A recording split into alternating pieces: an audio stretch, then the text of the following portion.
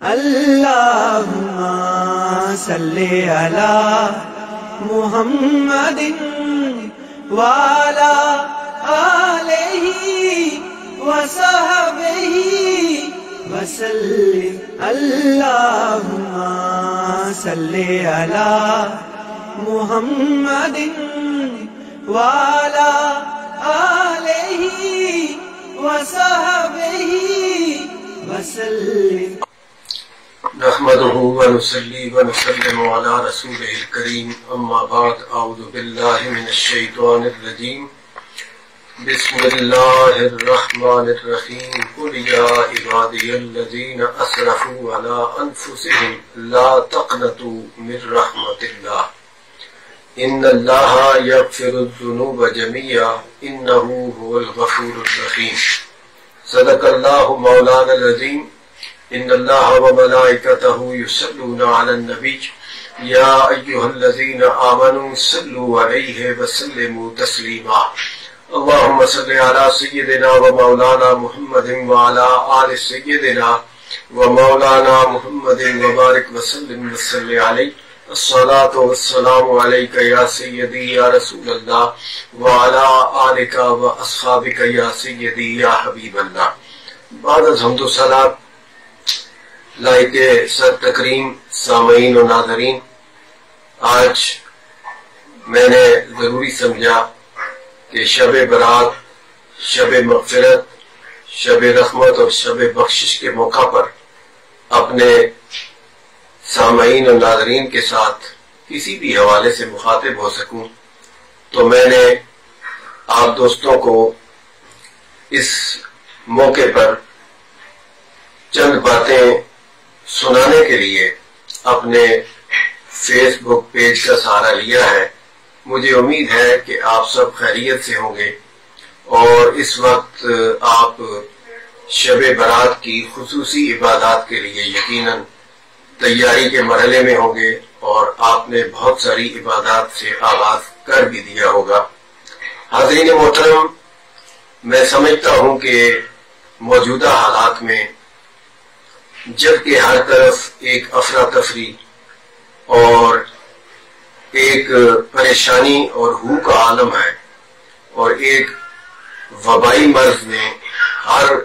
انسان کے اوسان کو خطا کر رکھا ہے، ایسے میں ہمارے لیے سب سے بڑا سہارا اللہ کریم کی رحمت اور اللہ کریم کی کرم نوازی ہے۔ یقیناً جب انسان سارے دروازے چھوڑ کر اللہ کریم کے دروازے پہ آتا ہے اور اللہ کی رحمت سے لو لگاتا ہے تو کتنا بڑا گناہگار، کتنا بڑا سیاکار اور کتنا بڑا لچڑا ہوا گناہوں سے اللہ کے حضور کیوں نہ آ جائے، میرا رب اسے اپنی رحمت کی آغوش میں لے لیتا ہے۔ اور سب سے بڑا سہارا ہمیں یہ جو آیت میں نے تلاوت کی ہے یہ دیتی ہے کہ رب کائنات نے ارشاد فرمایا، قل یا عبادی الذین اسرفوا علی انفسہم لا تقنطوا من رحمت اللہ۔ رب نے یہاں گناہگار بندوں کو یا عبادی کہہ کر مخاطب کیا ہے، حالانکہ حالات اور مضمون کا تقاضا تو بجائے یا عبادی کے قل یا ایھا العصاۃ ہونا چاہیے تھا، لیکن رب کائنات نے اپنے گناہگار بندوں کا بھرم رکھتے ہوئے انہیں یا عبادی کہہ کر مخاطب کیا ہے، اور الذین اسرفوا علی انفسہم فرما کر الذین اخطأوا علی انفسہم الذین اظلموا علی انفسہم ارشاد نہیں فرمایا۔ اس کا مطلب یہ ہے کہ رب کائنات اپنے بندوں کی جہاں غفاری کے مرحلے آنے پر انہیں بخشتا ہے، وہاں ان کے گناہوں کو چھپانے کے مرحلے پر ستائی کی صفت کا اظہار بھی فرماتا ہے۔ جہاں ہمارا رب ہمارے گناہوں کو مخلوق کی نگاہوں سے اور دوسرے لوگوں کی نگاہوں سے چھپاتا ہے، وہاں رب کائنات ہمارے گناہوں کو بخشتا بھی ہے۔ اور رب کائنات کی طرف سے یہ اعلان بڑا واضح ہے کہ لا تقنطوا من رحمت اللہ، اللہ کی رحمت سے نا امید مت ہو۔ ہمیں چاہیے کہ ہم ہر وقت اللہ کی رحمت کے دامن میں آباد ہونے کی فکر ہمیں رہنی چاہیے، اور یہی وہ ذریعہ ہے جس کے ذریعے سے ہم اللہ کا قرب حاصل کر سکتے ہیں۔ حاضرین محترم، اس آیہ مبارکہ کے بہت سے مضامین ہیں اور آقا کریم علیہ السلام کی احادیث بھی اس حوالے سے بڑی ظاہر و باہر ہے۔ ایک حدیث مبارکہ میں میرے آقا کریم علیہ السلام نے ارشاد فرمایا، یہ مشکات شریف کی حدیث ہے کہ عن ابی ہریرہ قال قال رسول اللہ صلی اللہ علیہ وسلم ان للہ مئۃ رحمۃ انزل منها رحمۃ واحدۃ بین الجن والانس والبہائم والعوام۔ حضرت ابو ہریرہ رضی اللہ تعالیٰ عنہ سے روایت ہے کہ نبی کریم صلی اللہ علیہ وسلم نے فرمایا کہ اللہ کے لیے 100 رحمتیں اور اللہ کریم نے ان میں سے صرف ایک رحمت جنوں، انسانوں، چوپایوں اور موذی جانوروں کے درمیان اتاری ہے، اور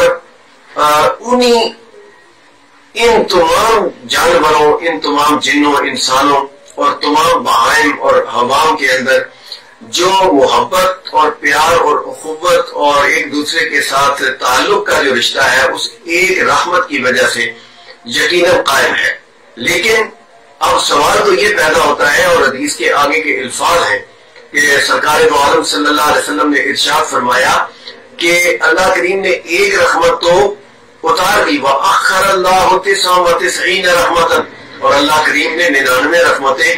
باقی رکھی ہوئی ہیں، یرحم بہا عبادہ یوم القیامہ،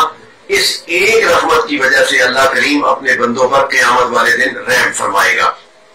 یقیناً جب ایک رحمت کے شاخسانے یہ ہیں کہ ساری کائنات آپس میں رشتہ محبت، رشتہ عاطفت، رشتہ مہربانی میں جڑی ہے، تو یقیناً وہ رب جب قیامت والے دن ان 99 رحمتوں سے اپنے بندوں پر کرم نوازی اور رحم فرمائے گا تو یقیناً وہ سب کے پاپ دھو دے گا اور سب کو جنت کا راہی بنا دے گا۔ حاضرین محترم، بہت ساری ایسی احادیث ہیں جو یہ بتاتی ہیں کہ آج ہمیں جس جذبے کی ضرورت ہے وہ رحم اور ایک دوسرے کے ساتھ مہربانی کا جذبہ ہے۔ اور اللہ کریم نے جب اپنا عرش بنایا، لما قضى الله الخلق كتب كتابا، اللہ کریم نے جب اپنا عرش، اپنا خلق کو تخلیق کیا تو کتب کتابا، اللہ نے ایک تحریر لکھوائی، فَهُوَ عِندَهُ فَوْقَ عَرْشِهِ، اور وہ تحریر اللہ کریم کے ہاں اس کے عرش پر ہے، اور اس پر لکھا کیا ہے یہ چیز، اور یہ مضمون بڑا دلکش بھی ہے اور حوصلہ بڑھانے والا ہے کہ رب کائنات کے پیارے حبیب صلی اللہ علیہ وسلم نے ارشاد فرمایا کہ اللہ کریم نے اس پر تحریر یہ لکھوائی کہ ان رحمتی غلبت علی غضبی، کہ میری رحمت میرے غصے پر غالب آ گئی۔ اور ایک دوسری حدیث کے الفاظ اس طرح ہے کہ سبقت علی غضبی، میری رحمت میرے غصے پر سبقت لے گئی۔ اس لیے میں پوری دکھی انسانیت سے، چاہے وہ کسی مذہب سے، کسی دھرم سے اور کسی بھی مکتبہ فکر سے تعلق رکھنے والے ہوں، ان سے میری یہی گزارش ہے کہ موجودہ حالات آپ سے تقاضا کرتے ہیں کہ آپ اللہ کی رحمت کے دامن میں آباد ہو جائیں، اور یہ وہ وقت ہے۔ میں سمجھتا ہوں آج وہ رات ہے جسے میں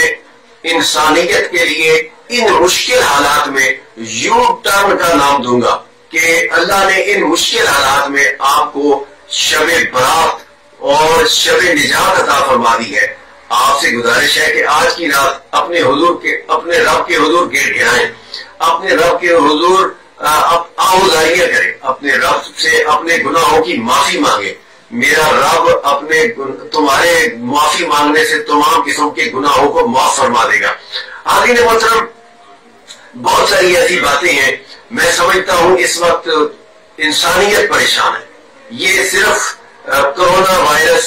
اور یہ آفت اور یہ بلا مسلمانوں کا مسئلہ نہیں ہے، بلکہ پوری انسانیت کا مسئلہ ہے،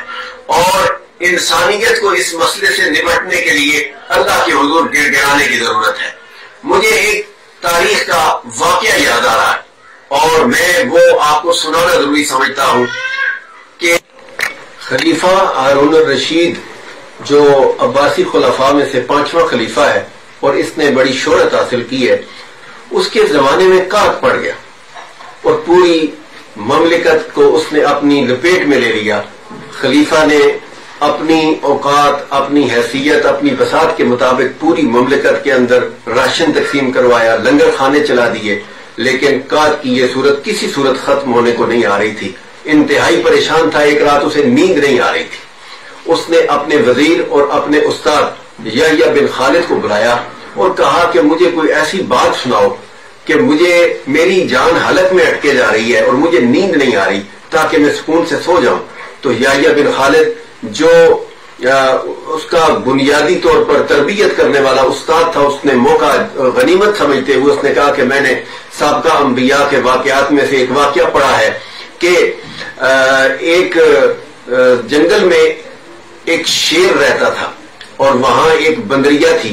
اس کے ہاں ایک چھوٹا بچہ تھا. ایک دن وہ کسی سفر پہ جانے لگی تو اس نے شیر سے کہا کہ میں ایک سفر پہ نکلنے چلی ہوں اور میں اس وقت اپنے بچے کو ساتھ لے کر نہیں جا سکتی. میرا خیال یہ ہے کہ میں اپنا بچہ تمہارے حوالے کر جاؤں اور تم اس کی دیکھ بھال کرنا، اس کا خیال رکھنا. تو شیر نے حامی بھر لی اور بندریا اپنے کام پہ نکل گئی. شیر نے اس کو اپنے کندھوں پہ بٹھانا، دن کو جنگل کی طرف نکل جانا اور اپنے کام کاج کرنا اور معاملات کرنا اور بندریا کے بچے کو اپنے کندھے پر بٹھا کر رکھنا. ایک دن ایسا ہوا کہ فضا سے ایک چیل نے چھلانگ لگائی اور بندریا کے بچے کو شیر کے کندھوں سے اٹھا کر اوپر لے گئی. شیر بہت دوڑا لیکن وہ بندریا کے بچے کو چیل سے آزاد نہ کروا سکا. شیر بڑا پریشان تھا کہ اب بندریا کو کیا جواب دوں گا. چند دنوں کے بعد جب بندریا واپس آئی تو وہ جا کر شیر سے اپنے بچے کا مطالبہ کیا. تو شیر نے کہا کہ میں تیرے بچے کو نہیں بچا سکا، اس طرح چیل نے حملہ کیا اور وہ تیرے بچے کو اٹھا کر نکل گئی. تو بندریا نے کہا کہ تم بادشاہ ہو کر میرے ایک بچے کی حفاظت نہیں کر سکے تو تم پورے جنگل کا کیا خیال رکھو گے. تو شیر نے ایک بڑا خوبصورت جواب دیا. میں سمجھتا ہوں کہ وہ جواب اگر میرے اور آپ کے دماغ میں بیٹھ گیا اور ہماری سمجھ میں آ گیا تو ہم بھی موجودہ حالات کے ساتھ اپنے معاملات کو سیٹل کرنے کی پوزیشن میں آ جائیں گے. ورنہ آج کی رات بھی اگر ہم سے گزر گئی تو پھر ہم اپنے معاملات کو سدھارنے میں بہت دیر کر جائیں گے. شیر نے اس کو کہا کہ میں زمین کا بادشاہ ہوں، اگر آفت زمین کی ہوتی تو پھر تو میں تیرے بچے کو بچا لیتا، لیکن یہ آفت آسمان سے نازل ہوئی ہے. میں بھی سمجھتا ہوں کہ یہ کرونا وائرس، یہ آفت، یہ بلا اور یہ وبا یہ آسمان سے نازل ہوئی ہے. اور معاملات اگر زمین کے ہوں تو ان کو باہمی اتحاد اور اتفاق کے ساتھ دور کیا جا سکتا ہے، اور اگر معاملہ اس سے جداگانہ ہو اور معاملہ اس سے مختلف ہو تو معاملہ کچھ اور ہوتا ہے. اس کی صورت یہ ہوتی ہے کہ اس سے لڑا نہیں جا سکتا، اس سے مقابلہ نہیں کیا جا سکتا. ایسی صورت میں جدھر سے آفت اور بلا آ رہی ہے وہ آسمان سے نازل ہو رہی ہے. اب زمین کے سارے بادشاہوں کو چاہیے اور سارے فرما رواؤں کو چاہیے اور سارے کچکلاہوں کو چاہیے کہ آج وہ احکم الحاکمین کے ہاں اپنے سر کو جھکا لے. یقیناً پھر میرا رب ان کی خطاؤں کو بھی معاف فرما دے گا اور آنے والی آفت اور بلا کو بھی ان سے دور فرما دے گا. حاضرین محترم، خدا کی رحمت کی امید ہمیں کسی صورت نہیں توڑنی چاہیے، اور اللہ کی رحمت کی امید پر اتنے معاملات سدھر جاتے ہیں کہ میرا رب انسان کی تقدیریں بدل کے رکھ دیتا ہے. لا تقنطوا من رحمت اللہ کا پیغام یہ بتاتا ہے کہ صدیاں بھی بیت جائیں تو اللہ کی رحمت سے ہمیں مایوس نہیں ہونا چاہیے. حاضرین محترم، میں حضرت خواجہ خواجگاں معین بے کساں حضرت خواجہ معین الدین اجمیری رحمت اللہ تعالی علیہ کا ایک واقعہ آپ کی نظر کرتا ہوں کہ آپ حج کے لیے تشریف لے گئے تو ایک نوجوان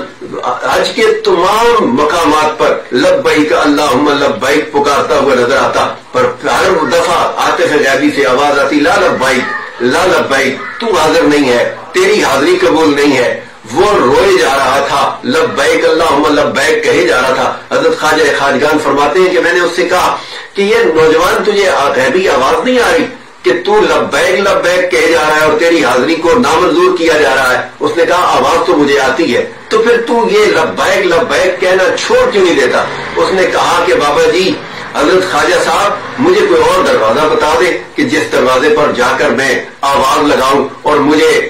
قبول کر لیا جائے. حاضرین محترم، اس کا جواب بڑا عجیب تھا. اس کے اس جواب پر اس نے کہا میں کہاں جاؤں، کون میری دستگیری کرے گا، کون میری بے کسی کو دیکھتے ہوئے میری داد رسی کرے گا، کون میرے دکھوں کا مداوع کرے گا؟ ایسے حالات میں اب اس کا جواب تو بڑا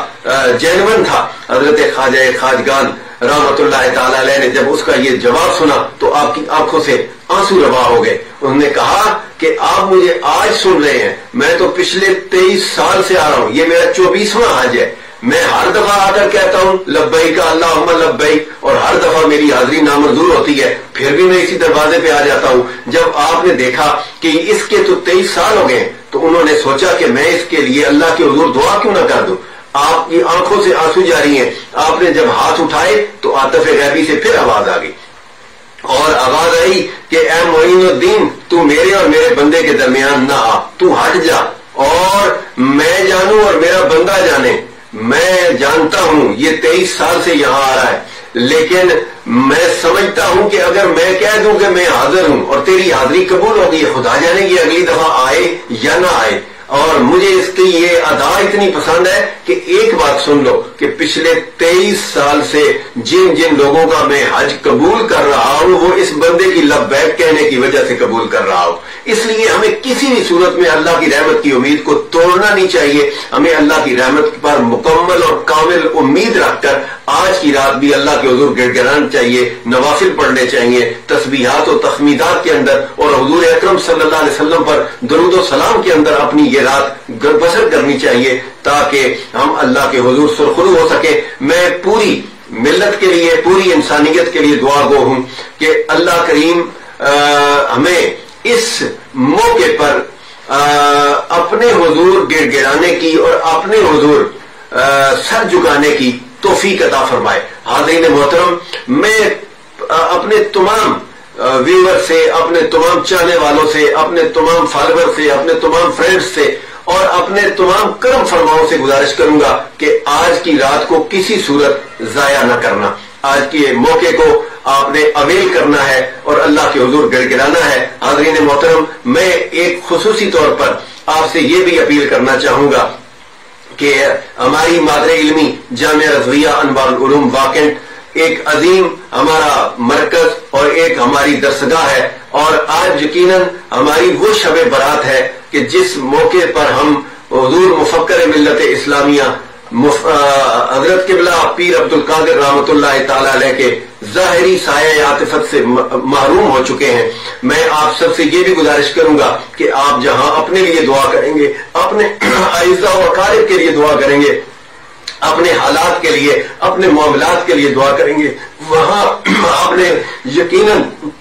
ہماری جامعہ رضویہ انوار العلوم کو بھی اپنی دعاؤں میں یاد رکھنا ہے. اور میں آپ سے گزارش کروں گا کہ جانشین مفکر ملت اسلامیہ حضرت پیر محمود احمد عباسی صاحب کے لیے بھی دعا فرمائیں کہ وہ حضرت قبلہ پیر صاحب کی حقیقی جانشینی کا حق ادا کرتے ہوئے اس جامعہ کو مزید آگے لے کر جائیں، اور طلبہ، اساتذہ، اپنے پورے سٹاف اور اپنے پورے معاملات کو دیکھتے ہوئے اس معاملے کو آگے لے کر جائیں. اور دوستان محترم، اللہ کی رحمت کی امید پر میں پھر آپ سے یہ کہتا ہوں، میرے نزدیک میرا کوئی عمل یا کسی کا کوئی عمل کارگر نہیں ہوتا، لیکن اللہ کریم بندے کے جذبہ خلوص کو جب دیکھتا ہے نا تو ڈائریکٹ رب کائنات اپنے بندے کو فوراً اپنے دامن کرم میں آباد کر دیتا ہے. مجھے وہ بات یاد آ رہی ہے، میں بال اختصار آپ کو سنا دیتا ہوں کہ اللہ کسی لباس کو، کسی خوشبو کے چھڑکنے کو اور کسی مخملی مسلح کو نہیں دیکھتا، وہ اپنے ساتھ جڑنے والے تعلق کو دیکھتا ہے. تاریخ اسلامی کا وہ ورق میں آپ کے سامنے کیوں نہ پلٹوں کہ ایک ساری زندگی گانے والا گویا جب لوگوں نے اس سے منہ موڑ لیا تو وہ بیزار ہو کر جا کر جب قبرستان میں بیٹھا تو اس نے مولا مولا مولا کی آواز لگائی. انہوں نے کہا جب سر تھی، سنگیت تھا، آواز تھی، ساری دنیا میری آواز پہ مرتی تھی اور مجھے نوازتے تھے، آج میرے اپنے بیگانے ہو گئے ہیں، آج جگانے بھی بیگانے ہو گئے ہیں. اب دوستو بات سمجھنے کی ہے، جب وہ قبرستان میں بیٹھ کر اپنے رب کی طرف جاتا ہے تو حضرت مولانا روم نے بھی اس طرف بہت خوبصورتی کے ساتھ اشارہ کیا ہے، جب وہ اللہ کے ساتھ لو لگاتا ہے تو اس وقت خلافت کا دور حضرت فاروق اعظم کا تھا. اب آپ ہی بتائیں کہ ایک بندہ ساری زندگی گانے بجانے میں گزارتا ہے اور عیاشی میں گزارتا ہے، لیکن جب دیکھتا ہے کہ ہر سہارا ٹوٹ گیا ہے اور اب میرے لیے اگر سہارا ہے تو خدا کی ذات کا سہارا ہے، تو جب وہ قبرستان میں جا کر بیٹھ کر اپنے رب کو پکارتا ہے تو رب کائنات اس کے ساتھ اپنے تعلق کا اظہار کیسے کرتا ہے؟ رب نے فوری طور پر حضرت فاروق اعظم کو القاء کیا کہ فوری طور پر جاؤ، میرا ایک بندہ، میرا ایک دوست، مجھ سے رابطہ جوڑنے والا ایک شخص قبرستان میں بیٹھا ہے، جاؤ اس کی حاجت کو پورا کرو اور اس کی ضروریات کو پورا کرو۔ حضرت فاروق اعظم رضی اللہ تعالیٰ عنہ جب قبرستان میں پہنچتے ہیں تو دیکھا وہ تو وہی گویہ ہے جو ساری زندگی گاتا بجاتا رہا ہے، تو سمجھ آ گئی کہ آج اس نے سارے دروازے بند پا کر خدا کے کھلے دروازے پہ آواز لگائی تو اللہ نے اس کی حاجت کو پورا کرنے کے لیے مجھے القاء کر دیا اور انہوں نے اس کی حاجت کو پورا کیا۔ اس کا مطلب یہ ہے کہ رب نے کوئی ظاہر میرا اور آپ کا نہیں دیکھنا، رب نے جو کچھ دیکھنا ہے میرا اور آپ کا باطن دیکھنا ہے۔ دوستان محترم، میں اپنے تمام محبین و مخلصین کا شکر گزار ہوں جو مجھے اپنی محبتوں میں یاد رکھتے ہیں۔ میں آپ سے گزارش کروں گا کہ آپ نے اپنی دعاؤں میں میری صحت کے لیے، میرے گھر خاندان برادری کے لیے بھی دعا کرنی ہے، میرے جامعہ کے لیے دعا کرنی ہے، اور میری جامعہ مسجد نعیمیہ کے تمام